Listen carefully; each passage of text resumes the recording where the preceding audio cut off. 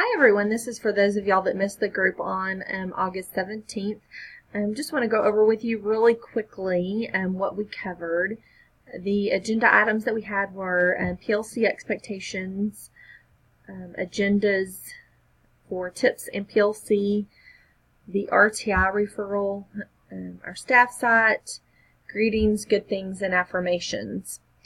So the first thing that I will show you guys is the staff site. So we've created this in hopes that it'll be a quick way and easy way to for you to find things that you need that we've shared with you or that we will share with you in the future.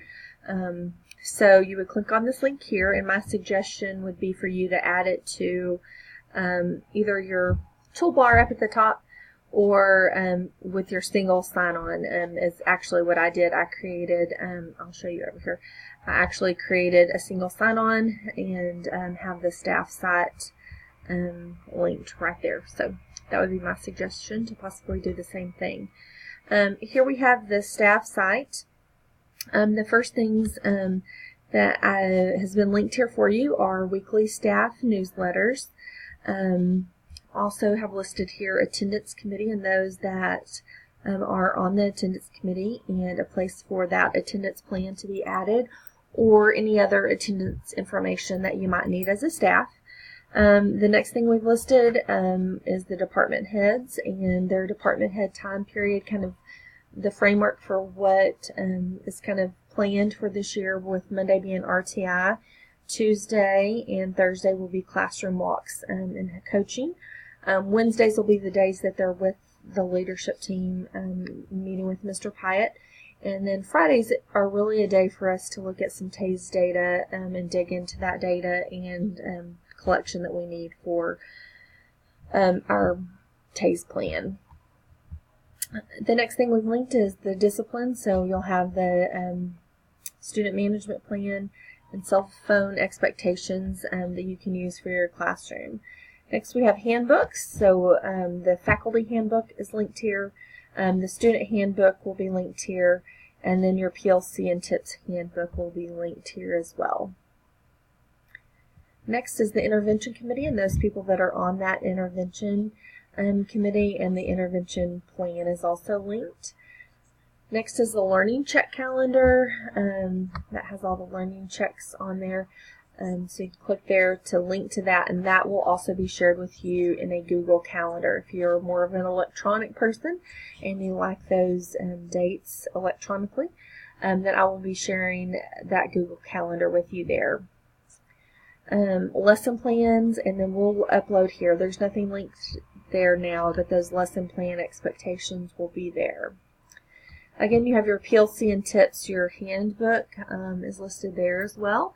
And then our PLC plan. So we have mapped out already kind of, for the most part, we may add a few PLCs, but for the most part we have our PLCs linked and planned on this calendar here.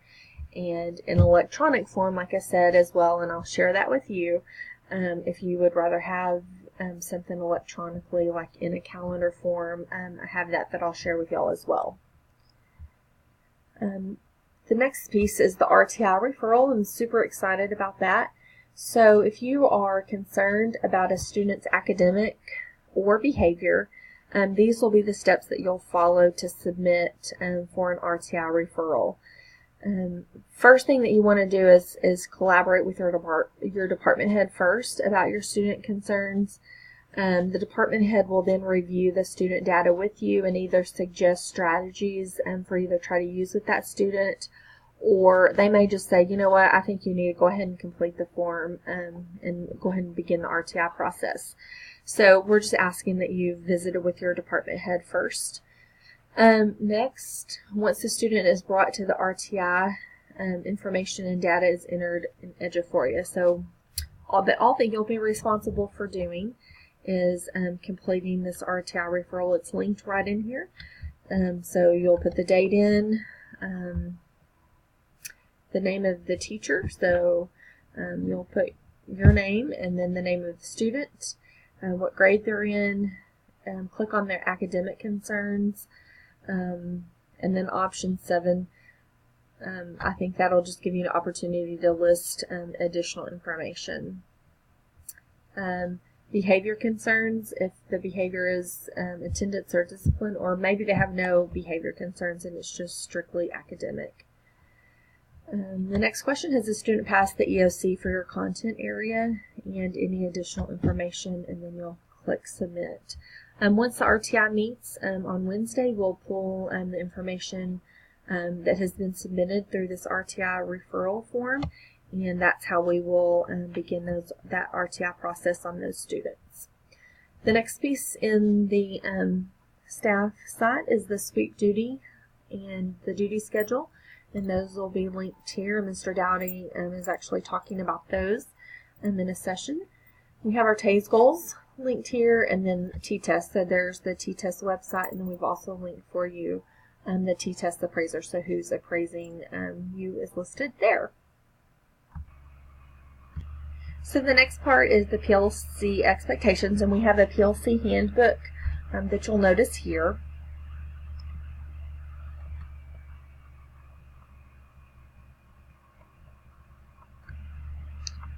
So here's the PLC handbook, and this is actually linked in the Google Doc, and you'll also find this linked on the Pampa staff site that we have. We've gone over what are professional learning communities, why collaborate, the PLC key questions, some non-negotiables, the essential outcome for student progress to monitor, and then some key questions. First of all, it talks about what are professional learning communities. And as we know, we've met in PLCs, and so it's really a group of teachers who meet regularly to analyze current levels of achievement, set goals, identify student learning, develop assessment, share strategies, and best research practices. And really the expectation is that this collaborative effort will produce ongoing improvement in student achievement. Part of PLC at Pampa High School this year is tied to our TASE goal. So it indicates that 90% of PLC and TIPS meetings will provide agendas and minutes which provide evidence to support implementation of defined processes and procedures. So part of that strategy is to develop processes and procedures to support effective PLC and TIPS meetings. And so part of that is that we have agendas that they'll be shared with you on a weekly basis, and they will be shared with you through the Google Classroom platform.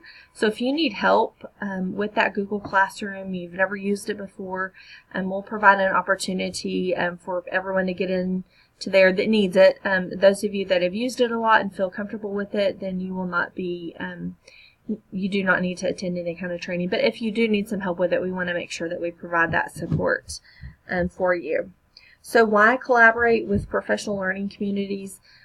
Really, in order to achieve the goal of increased student achievement, members of the PLC need to define and answer the following questions. So what do we want students to know? How will we know if they've learned it? What will we do if they do not learn it? And what will we do if they already know it? So these questions are integrated in all of your TIPS agendas as well as your PLC agendas. So those PLC key questions are there. The non-negotiables for PLC. So PLCs will meet as scheduled at a minimum. And there will be some additional PLCs that will be added throughout the year, and those will be shared with you. Those PLC times are from 7:45 to 8:15. Another non-negotiable is that those norms will be followed that we set for those PLCs. And then also the agendas will be complete and stored in the PLC in the Google Classroom like I talked about. The TIPS non-negotiables, they will meet as scheduled at a minimum. And agendas will be completed and stored in the PLC Google Classroom, and that those norms will be followed for those TIPS meetings as well. This is just an example that was shared with us in our TASE meeting this summer, but here was an essential outcome student progress monitor. So if you're looking for something to help support and progress monitor students, then this was just an example that was given to us during our TASE days. Here's some resources for PLCs if you'd like to link to any of those. So those are linked in the site through the PLC handbook. So if you have any questions or anything as you go through and look at the PLCs, the agendas for TIPS or PLC, if you have any questions, please feel free to ask your department head or ask myself or Mr. Pyatt or Mr. Dowding. We will be happy to help you. The next component for this day, we went over the RTI referral, and that was linked in the RTI site, or in the staff site that I showed y'all. And it's actually, I've already gone through it with you, but it's linked here again. And you would just scroll down to the bars, and the RTI referral, again, is right there. The next thing we'll talk about is greetings, good things, and affirmations.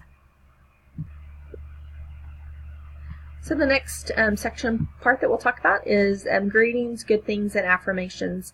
So we'll start with greetings, and greetings are exactly what it says. So the expectation for our teachers is to be out in the hallway during passing periods. The next little piece that we would like to add on there is that you're greeting students as they come in your door. So that really every student should be greeted as they come in. And so that could be with a handshake, or a high five, or a fist bump, or something, but as long as every student is greeted as they come in your door. So those things of monitoring the hallway and greeting the students can be done kind of at the same time as you're standing there waiting for kids to come in your class. And the next thing is good things. And you know, in our staff meetings, we share good things among the staff, and we believe that these are things that kind of help connect. We do it in staff meetings to kind of connect one of us together. We know what's going on in others' lives because of the good things that are shared. So we want this to be a part of your class as well. This does not need to take a whole lot of time. It can be done really quickly. It's not everyone sharing a good thing every day. It's an opportunity for the students to get to know you as a teacher, but it's also an opportunity for you to get to know your students, and your students to get to know one another as they bond and really form a class family in your classroom. Because we do know that kids who are connected to school want to be here, they want to be engaged in the learning, and part of that is as teachers that we foster that kind of classroom environment. So one of the things that we would like to see in our class this year are good things being shared. So again, it does not need to take a whole lot of time. It can be one student shares a good thing, it could be a couple, it could be you share a good thing. So just incorporate those good things into your classrooms daily. And the next thing is affirmations.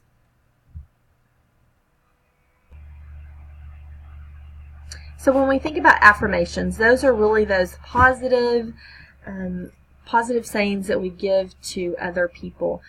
Oftentimes our kids are coming to us from their homes, from wherever they live, and they are not getting that positive affirmations in their lives. So one of the things that we're looking for in our classrooms this year is we would like to see some teachers giving positive affirmations to students.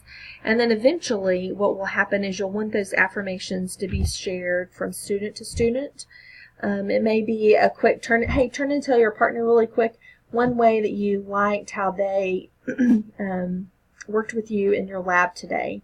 But finding those positive statements that we can say to our students that then our students can say to each other. And so this will be really quick. It may be one day that you give just 2 affirmations really quick. It may be one day that you call on someone to ask them if they have a couple of affirmations that they would like to share. So these are just 3 things that we would like to see incorporated in your classroom this year. So greetings at the door, good things, and affirmations. I truly believe that kids want to be here at school and want to be engaged, but they also want their hearts captured. And so once you've captured a kid's heart, I truly believe that that's when learning will take place. The next thing is just a video. It's getting stuck in the negatives for you to watch. It's really kind of good, and it goes along with our good things. So if you have any questions, feel free to let me know, and I'll be happy to help you.